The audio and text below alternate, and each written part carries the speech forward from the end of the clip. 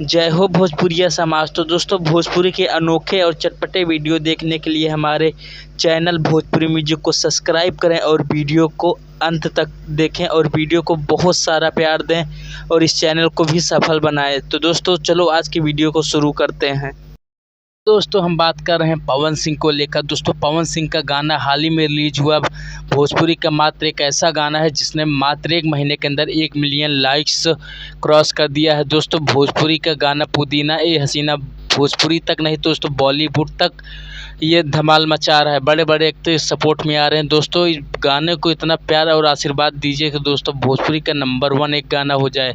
दोस्तों इस गाने ने 1 महीने के अंदर 100 मिलियन व्यूज़ पार कर दिया है। तो दोस्तों यहाँ तक कि जितने भी बॉलीवुड के एक्टर्स हैं वो भी इस गाने को बहुत ज़्यादा सपोर्ट करें। इतना साफ और सुथरा गाना जो कि आप सब लोग इतना प्यार और दुलार दे रहे हैं। तो दोस्तों हाल ही में आए हुए इस गाना को दोस्तों आप सब लोग कैसे लेते हैं, क्योंकि दोस्तों पूरे विश्व में ट्रेंडिंग नंबर 1 पे ये गाना है पुदीना ए हसीना। तो दोस्तों जय हो भोजपुरिया समाज। वीडियो को देखने के लिए बहुत बहुत धन्यवाद।